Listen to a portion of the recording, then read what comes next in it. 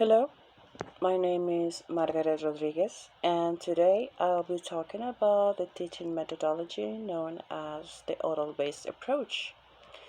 To give you a little bit of history, we have to say that the oral based approach, also known as the situational language teaching, is a language teaching methodology that emphasizes spoken communication and practical language use.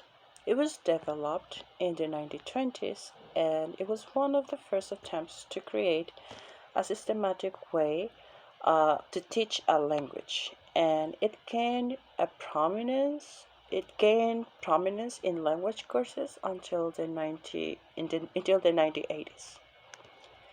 Some of the key characteristics of the OBA can be divided into four main parts. Number one, we have vocabulary development. Vocabulary is used as a reading tool. OBA sees vocabulary as essential for reading and comprehension, and it stipulates a list of approximately 2,000 words that students must learn. Number two, we have grammar focus. Grammar focus uses patterns over universal grammar, unlike grammar translation method, which emphasizes universal grammar rules. OBA focuses on sentences patterns. Students learn structures such as subject, verb, object to use and understand the language. Number three, we have the curriculum elements. OBA curriculum involves three main elements. The number one, it will be the selection. Selection means that the teacher has to choose a relevant content. For number two, we have a gradation, which implies organizing the curriculum logically. And finally, a presentation, which must deliver instructional content effectively. Finally, we have the PPP instructional model. PPP stands for Presentation, Practice, Perform. In presentation, teachers share information with students. Practice, naturally, the students have the chance to practice without the fear of failure. And finally, perform, students must demonstrate their knowledge. This is going to be through assessments and tasks. The core principle of this methodology focus on speaking and listening.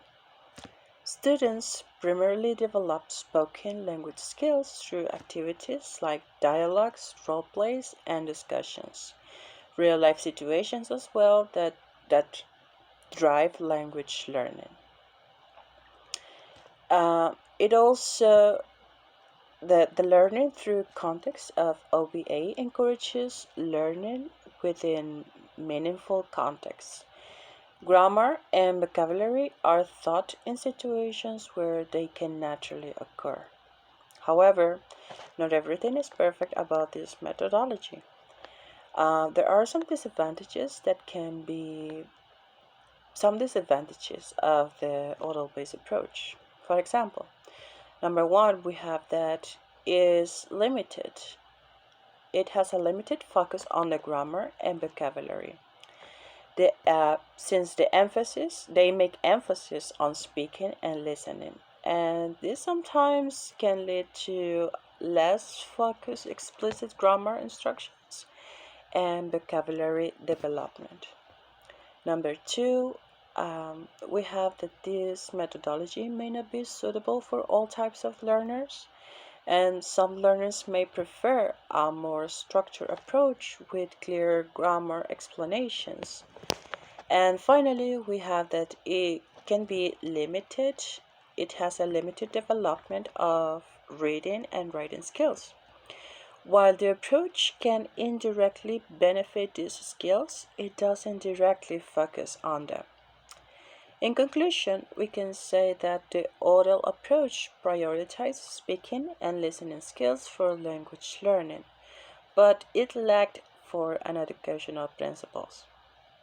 Its features are still used in modern language teaching, and some of its features can be still seen in modern languages.